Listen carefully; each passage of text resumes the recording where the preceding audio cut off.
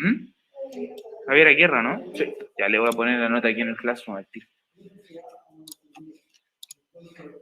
¿Qué puedo hacer? ¿Se puede colocar la nota sin...? Sí. Qué bueno. No, ya está la nota puesta. Te queda marcada en Classroom. Yo la puedo... Porque ya vi el trabajo. Entonces, ya. Ya, chicos. Lo que viene en la clase de hoy es hablar un poquito de cómo se componen las obras, de cómo se compone la historia del género dramático y cómo podemos entender los tipos de género dramático que eran vistos antiguamente, que eran vistos en la antigua Grecia. En el desarrollo de la historia del drama hay tres formas principales. O sea, cuando nosotros hablamos de género dramático, cuando hablamos de teatro, cuando hablamos de la antigua Grecia, los griegos tenían tres tipos de obras principales que eran las que siempre podían ver. Estos se llamaban tragedia, comedia y drama. Cada uno es muy, pero muy diferente al otro. Primero, tenemos la tragedia. La tragedia es la forma teatral más importante que existe en la cultura griega. La tragedia fue considerada por mucho tiempo como un modelo, era como lo que había. Alguien hizo una tragedia y al resto de los griegos les gustó y todos hacían tragedia. Era como, wow, hay que hacer tragedia porque la tragedia es bacán. Según los griegos, no para el protagonista de la tragedia, no tiene nada de bacán para él. ¿Cuál es el objetivo que tiene la tragedia? Provocar en los espectadores ciertas emociones. Y esas emociones son las emociones de temor, emociones de compasión, para que el público, al estar viendo cómo sufren los personajes ante toda la desgracia que les está llegando, comprendan que el destino es inevitable, ¿ya? Que la voluntad de los dioses no se puede cuestionar. Esto era algo que los griegos tenían muy claro. Si un dios te dice a ti, el día de mañana vas a morir, no existe nada que puedas hacer para evitar morir el día de mañana. ¿Por qué? Porque te lo está diciendo un dios. No existe, para los griegos no existe nada más poderoso que la voluntad de los dioses y es imposible que nosotros como mortales luchemos contra la voluntad de los dioses mismos. ¿Por qué? Porque son dioses, son seres todopoderosos que todo lo saben. Si un dios manifiesta que algo te va a suceder o que algo va a pasar en la tierra, eso va a pasar. No existe forma alguna de evitarlo.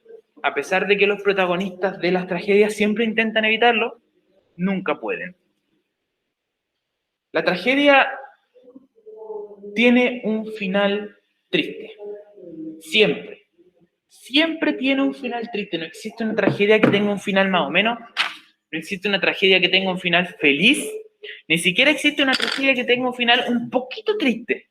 Los finales son súper tristes. Onda, si nuestro personaje debe morir en la tragedia, primero le van a cortar las piernas. Después a lo mejor va a perder al hijo, después a la esposa, después descubre que el papá lo había engañado con la esposa y que el hijo no era de él, sino que era como su hermano, y después de eso, después de enterarse de todo eso y estar sin piernas, ahí se muere.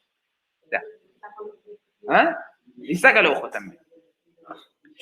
Entonces, los protagonistas de la tragedia siempre van a sufrir mucho. Es lo principal de la tragedia. ¿Y por qué sufren? Porque tratan de llevarle la contraria a los dioses. La idea de los griegos era que la gente aceptara la voluntad de los dioses, que dijeran, ya, el dios está diciendo esto o los dioses desean esto y hay que seguirlo ciegamente. ¿Por qué? Porque es la voluntad de los dioses mismos. En la tragedia había un coro, algo que se llamaba coro, que eran hartos varones que salían bailando usando máscaras. El coro se veía como esta imagen que vimos la semana pasada, que está acá. Es eso. Eran varias personas que se subían al escenario, que cantaban, que bailaban, a veces daban algo de contexto, decían, han pasado 35 años, salían bailando, cantaban una pequeña canción, daban contexto y se iban. El coro no estaba siempre en el escenario, es como que salían para hacer esto, para dar el contexto, para contar alguna parte de la historia y luego se escondían. Coro o corifeo se le llamaba también. Los protagonistas de la tragedia, y esto también es importante, siempre eran personas dignas de imitación, eran personas con muy pocos defectos. Tendían a ser seres superiores, por ejemplo, semidioses, reyes, nobles, personas muy sabias, personas que habían logrado mucho en la vida terrenal. ¿Por qué se tendían a usar este tipo de personas en la tragedia? ¿Por qué se tendían a usar personas con tan pocos defectos? Para decirnos, mira, si este tipo que es un rey súper inteligente, además es un semidios, o sea, tiene como súper fuerza, no logró ganarle a los dioses, menos tú, loco. ¿Cómo se te ocurre? Por eso siempre se usaban personas así, que tenían como representar los valores de la sociedad. Siempre eran muy honestos, o eran muy fuertes, o eran muy inteligentes, ¿ya? Hombres nobles, héroes o semidioses. Ahora, vamos a ver un pequeño video. ¿Hay alguien de aquí que conozca la historia de Edipo Rey?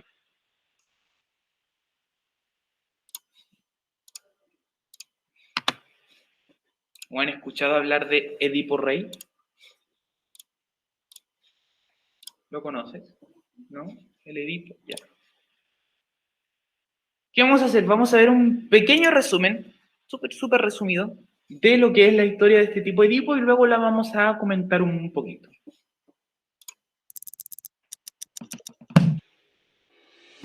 Seguro que muchas veces habréis oído hablar del complejo de Edipo, la famosa teoría del psicoanálisis formulada por Freud y que explica el comportamiento en la infancia de los niños hacia sus padres. ¿Pero sabéis por qué lleva este nombre? ¿Quién fue realmente Edipo? Edipo es un personaje de la Grecia clásica. Fue rey de Tebas, una ciudad situada a unos 50 kilómetros de Atenas, que en la antigüedad era la capital de la región. Su historia fue recogida por varios autores clásicos, aunque la versión más conocida fue la que escribió el poeta trágico Sófocles en su Edipo Rey, hacia el año 430 a.C. La leyenda comienza con su padre Layo, el rey de Tebas en aquella época. El monarca no conseguía tener un hijo con su esposa Yocasta, a pesar de intentarlo durante varios años. Desesperado, acudió al oráculo de Delfos, un templo sagrado de consulta a los dioses buscando una solución. En vez de eso, se encontró con una profecía terrible que decía que su hijo algún día mataría a su padre y se casaría con su madre. Impresionado, Layo decidió guardar la profecía en secreto y desistir de tener hijos. Pero finalmente, una noche, bajo los efectos del alcohol, acabó por concebir a Edipo. Layo temía que la profecía se cumpliese, y para evitarlo decidió deshacerse de él al nacer. Se lo entregó a un pastor para que lo abandonase en el monte Citerón, pero antes le atravesó los pies con una fíbula, el broche de su túnica, para que nadie quisiera adoptarlo. Sin embargo, nuestro protagonista tuvo suerte y fue encontrado por otros pastores que se lo entregaron a Pólibo, el rey de Corinto, otra ciudad situada más al norte. Como no tenían hijos, él y su esposa Mérope decidieron adoptarlo y le pusieron de nombre Edipo, que significa pies hinchados. Creció sin saber que era adoptado y se convirtió en un muchacho conocido por su gran valentía, pero sus compañeros se burlaban de él, porque decían que alguien tan intrépido no podía ser hijo del ingenuo Pólibo. Para salir de dudas, decidió ir a consultar al oráculo de Delfos, y este le profetizó algo que no esperaba, que mataría a su padre y se casaría con su madre. Asustado e intentando evitar la profecía de todas las maneras, Edipo huyó de Corinto para alejarse de Pólibo y Mérope, quienes pensaba que eran sus padres, y se dirigió a Tebas. La mala fortuna quiso que se encontrase con Layo, su padre biológico, en un cruce de caminos. Su heraldo le ordenó que les cediese el paso, pero Edipo se negó, y en represalia mataron a uno de sus caballos. Esto enfadó mucho a Edipo, que terminó asesinando al heraldo y al propio Layo, sin llegar a saber que se trataba del rey de Tebas y su propio padre. Continuó su camino y al llegar al monte Picio se encontró con la Esfinge. Este ser con rostro de mujer, cuerpo de león y alas de ave había sido enviado por los dioses para atormentar a la población de Tebas. Destruía las cosechas y a todo el que se encontraba le planteaba un acertijo, y si no lo acertaban, encontraban la muerte. Nadie era capaz de resolverlo, pero cuando se encontró a Edipo le preguntó: ¿cuál es la única criatura que al amanecer anda a 4 patas, al mediodía anda a 2 y al caer la tarde anda a 3? Y este le contestó que el ser humano, porque en su infancia gatea con sus manos y rodillas, cuando es un adulto camina con 2 pies, y en el anochecer de su vida, cuando se convierte en un anciano, utiliza un bastón, lo que equivale a caminar con 3 pies. La Esfinge enloqueció de ira y se arrojó desde lo alto del monte. Edipo fue recibido como un salvador en Tebas. Como premio fue nombrado nuevo rey, y se casó con Yocasta, viuda de Layo y su verdadera madre. Con ella tuvo 4 hijos: Polínices, Eteocles, Ismene y Antígona. Al poco tiempo, una terrible epidemia de peste asoló la ciudad. Para saber la causa de este castigo de los dioses, Edipo consultó una vez más al oráculo de Delfos, que le dijo que la plaga continuaría hasta que fuese encontrado y condenado el asesino del anterior rey de Tebas, Layo. A partir de entonces, Edipo comenzó una ardua investigación y removió cielo y tierra para encontrar al asesino del anterior monarca. Finalmente, gracias a la ayuda de Tiresias, un adivino ciego, descubrió la amarga verdad, y con ella su propio origen. No solo había matado a su padre, el rey de Tebas, sino que se había casado con su propia madre. Cuando Yocasta se enteró, abrumada por la vergüenza, se quitó la vida. Ante su cadáver, Edipo cogió uno de los broches de su vestido y se arrancó los ojos con él. Y como penitencia, decidió exiliarse de Tebas, solo permitiendo que lo acompañase su hija Antígona para ayudarle. Vagó sin rumbo como un mendigo hasta que Teseo, el mítico héroe que venció al Minotauro, le acogió en Colono, donde murió tiempo después. Como muchas de las historias de la Grecia clásica, el mérito de la leyenda de Edipo está en el gran simbolismo que encierra. Tanto es así que más de 20 siglos después sirve como perfecta representación de una de las teorías psicoanalíticas más conocidas y mencionadas de nuestra época.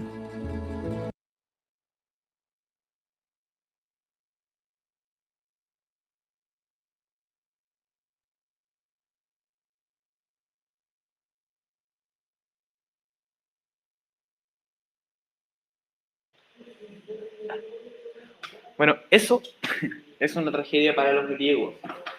De mal en peor la vida de Edipo.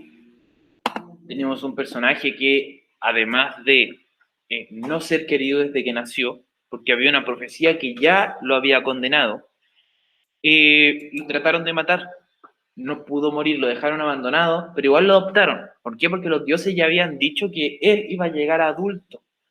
Era parte de la profecía. Él debía casarse con su madre, él debía matar a su padre, y para eso debía llegar a la adultez. Pasara lo que pasara, Edipo no iba a morir hasta que cumpliera su destino. Primero debía cumplir lo que los dioses habían hecho y luego su destino era libre. A pesar de que Layo trató de alejarlo, a pesar de que él mismo trató de alejarse de su destino, primero Layo dejándolo abandonado y después él pensando que los padres que tenía eran sus padres biológicos, vuelve a alejarse de todo. Se le va mal, se encuentra con el papá biológico, lo termina matando, como decía la profecía. Se enamora de una persona, se casa y al final resulta que era su madre, como decía la profecía.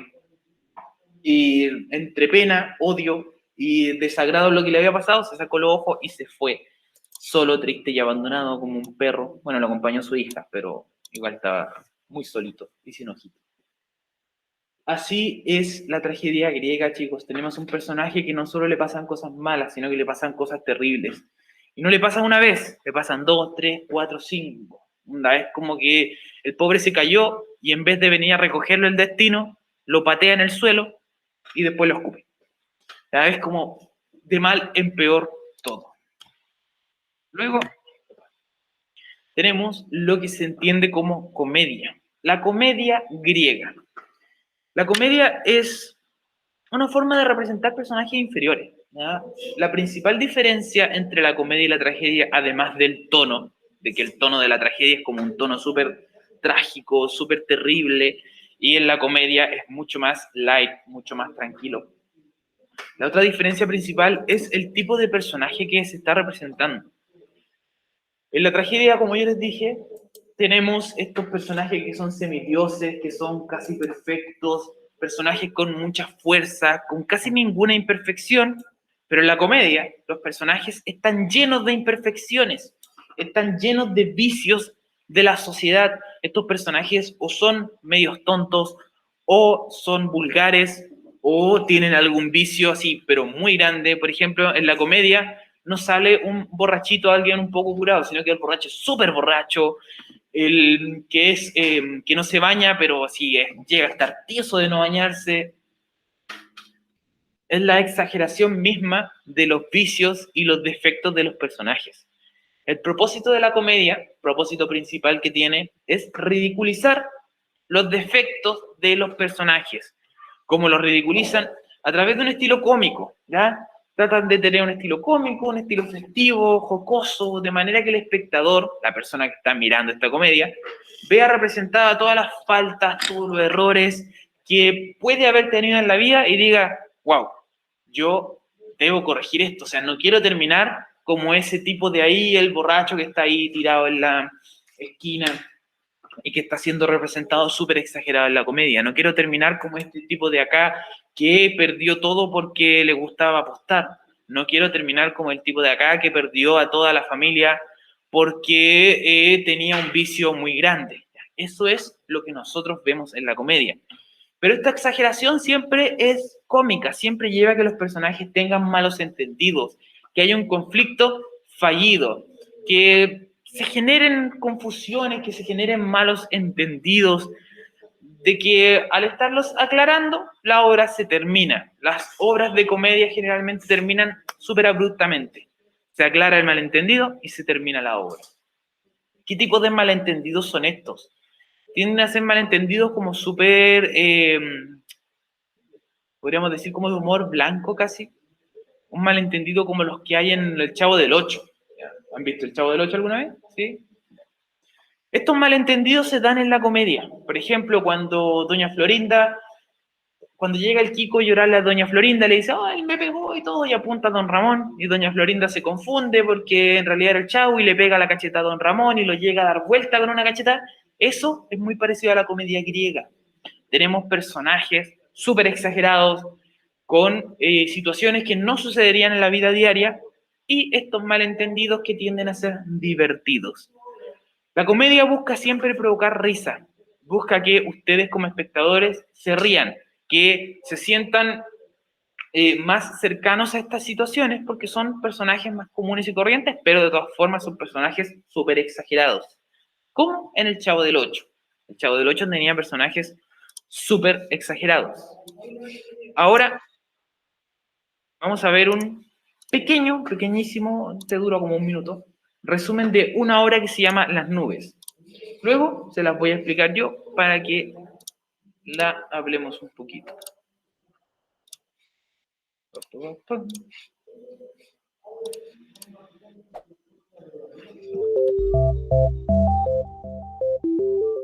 Strepsíades se ha endeudado por mantener la afición de su hijo Fidípides por los caballos. Busca la solución a esta situación, así que decide enviar a su hijo al pensatorio de Sócrates para que así éste pueda tener argumentos y le ayude a no pagar sus deudas. El joven se niega, por lo que decide asistir él mismo. Después de llegar, Strepsíades conoce a Sócrates, quien cuelga de un cesto. Este le dice que Zeus no existe y quienes provocan las lluvias son las nubes. El padre no logra aprobar su examen inicial, pues es torpe y viejo. Entonces convence a su hijo para que éste asista al pensatorio, donde Sócrates le enseñará el argumento justo y el argumento injusto. Se presentan entonces como personajes ambos argumentos para contradecirse y logra vencer el argumento injusto. El joven es un destacado discípulo y ha aprendido sofismas y se convierte en un buen argumentador y litigante. El padre, con lo poco que aprendió, logra deshacerse de sus deudores, pero su hijo Fidípides llega y le pega, pues según lo que aprendió, si los niños soportan los golpes de sus padres, con mayor razón los viejos deben ser castigados, pues no tienen excusas para sus faltas cometidas, ya que tienen experiencia. El padre, muy molesto, va al pensatorio y lo incendia. No todo fue tragedia en el teatro griego, la comedia también. Bueno, ahí tenemos un pequeño ejemplo de comedia, con un final abrupto, como ya les había dicho. ¿Qué sucede? ¿Qué nos cuenta la comedia de Las Nubes? Resulta que estaba este tipo, este viejo, el Strepsíades.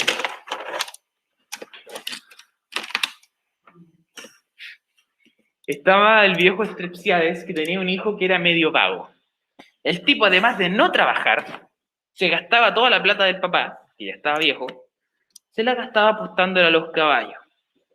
Y, como si fuera poco, el cabro vago que se gastaba la plata del papá apostando, ven que ahí tenemos como esa exageración del personaje, o sea, era un adulto que era súper vago y que además perdía toda la plata del papá porque era malo apostando.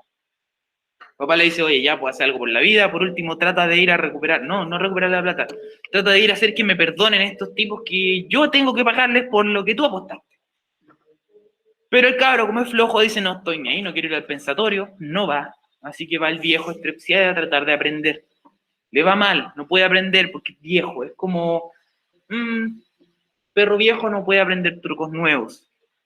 No le va muy bien, pero después logra mandar al hijo, el Filipides. El hijo decide ir al final, habla con Sócrates y aprende las cosas no como debería haberlas aprendido. No aprende bien porque era medio tonto. Entonces vuelve y en vez de volver con un gran conocimiento, vuelve a pegarle guate al papá. Porque le dice, oye papá, ¿cómo eres tan tonto? ¡Pah! El papá le dice, oye, ¿qué te pasa? Yo logré que me perdonaran. ¡Pah! Le pega otro guate. Entonces, como el viejo no le gustó que al final el hijo, en vez de ir a aprender cosas útiles, llegara a puro pegarle guate, va donde Sócrates, el viejo va todo enojado donde Sócrates y le incendia todo. Y así termina la obra, con Strepsiades incendiando el pensatorio, incendiando a Sócrates, matando a todo el mundo. ¿Por qué? Porque el hijo era tonto y no pudo aprender nada y llegó a puro pegarle guate. Esa es la comedia griega, muy exagerada, ya todas estas situaciones exageradísimas, una solución de conflictos que no sería normal, ya no sería normal que alguien te dice algo que tú vayas y incendias todo, listo. Historia contada, modo chileno. Claro, pero en modo chileno hay para que se entienda un poquito mejor. Ya, entonces esto sería una comedia griega. Luego tenemos el otro tema, tenemos el drama, o que también es llamado tragicomedia. ¿Pudiste? Cambia el modo de presentación. Eso estoy viendo. Cambiar diseño. Ese. Lo dejé en mosaico. Ah, ahí debería estar. Sí. Es que hay muy poco. Mosaico se va a ir achicando. Ya. El drama es como la combinación de los dos que vimos, por eso también se llama tragicomedia. Drama o tragicomedia. Es una mezcla entre tragedia y comedia y es lo más parecido a la vida común. Los protagonistas aquí tienen la cualidad de que pueden ganar o pueden perder. Recuerden que en la tragedia el protagonista solo pierde. Solo pierde.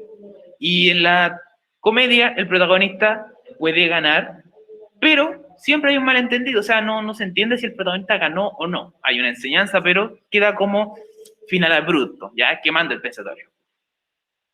Esto, si ustedes piensan en qué puede ser un drama, lo pueden relacionar mucho con las telenovelas actuales. Si piensan en cualquier telenovela que hayan visto alguna vez en su vida, si es que han visto alguna, aquí hay un drama. ¿Por qué?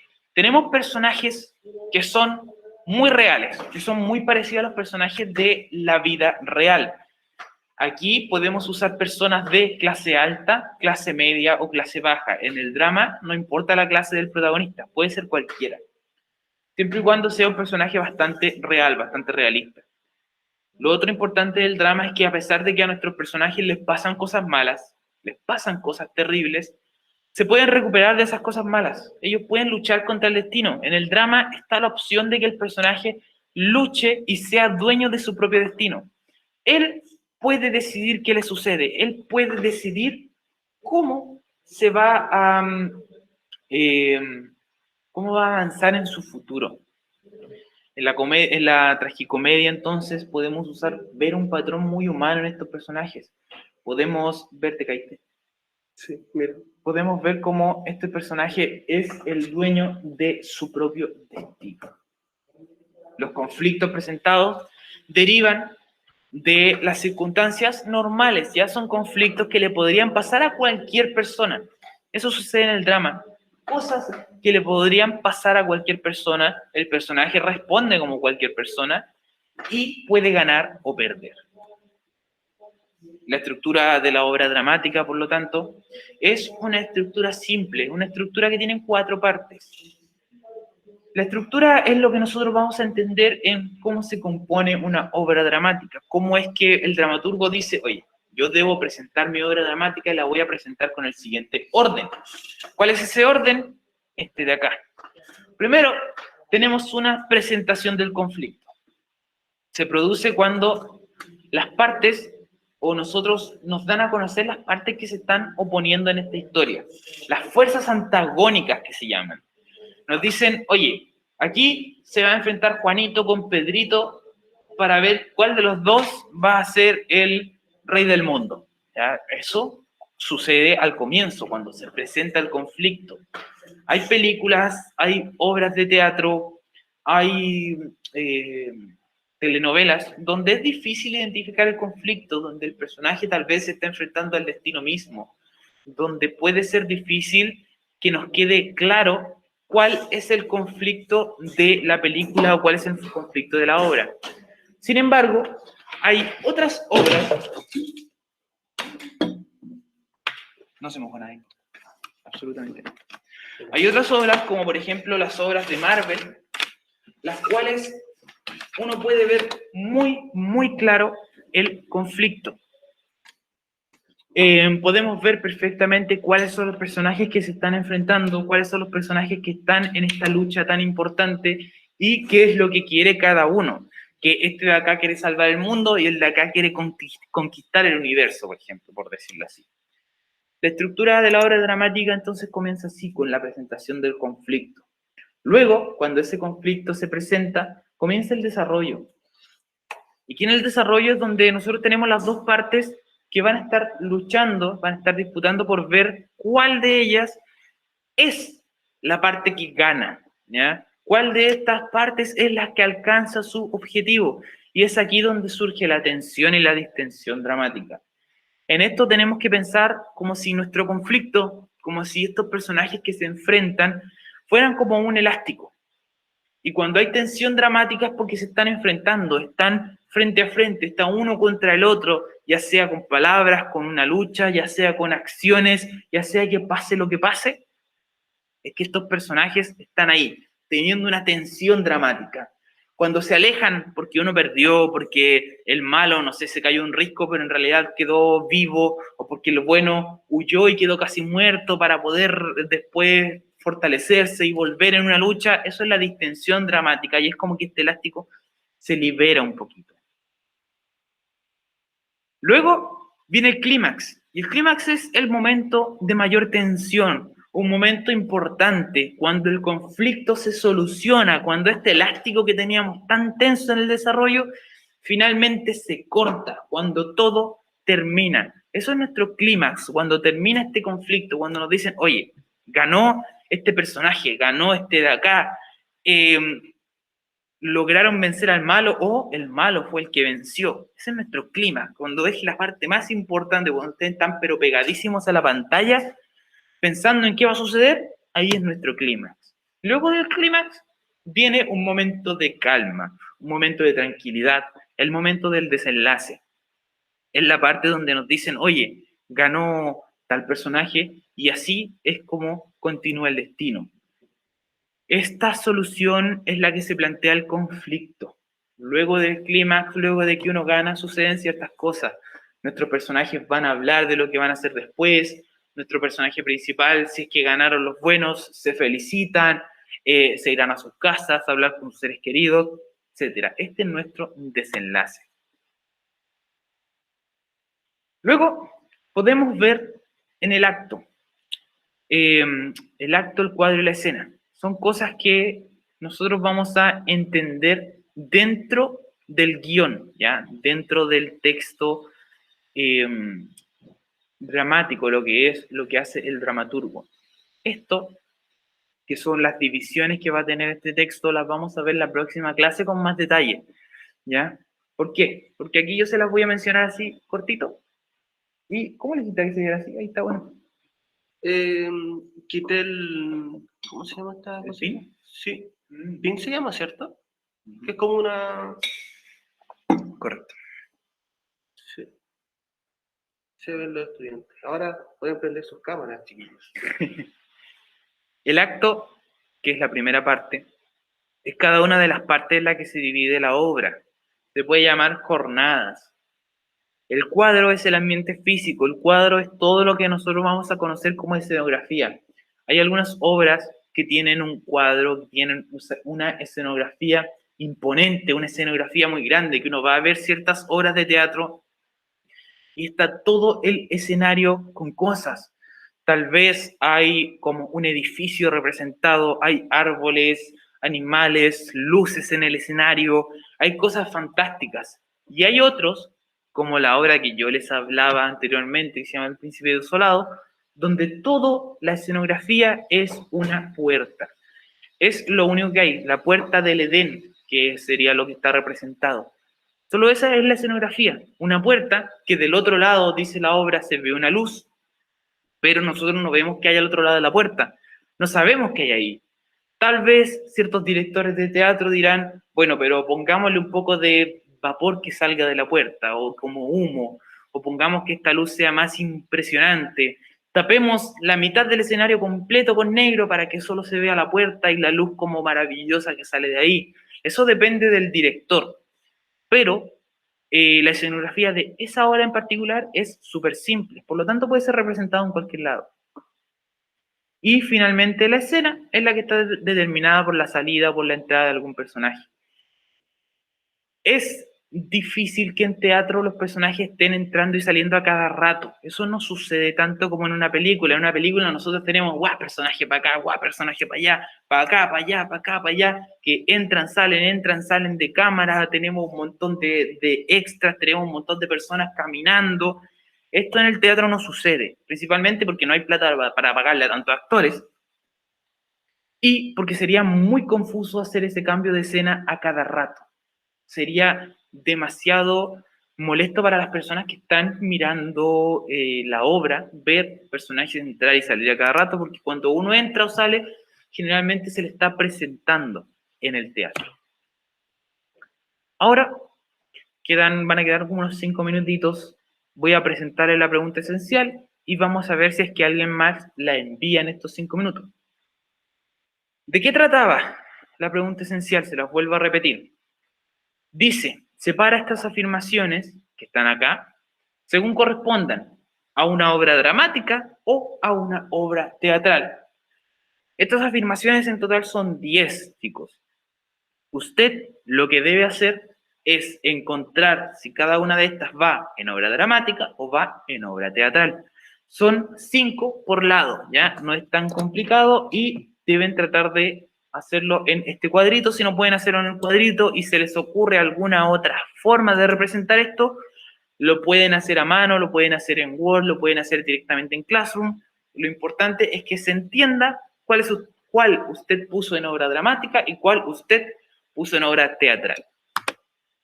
¿Ya? Estos 5 minutitos, veamos si envían el trabajo, si es que lo hacen, si es que les quedó clara la explicación. Al parecer, entregaron 2 más, Génesis y Ninosca. Sí. Vamos a dejar hasta acá ahora y trabajen. Si tenéis la cámara prendida. Ya vamos a dejar estos 5 minutitos para que envíen. ¿Ya?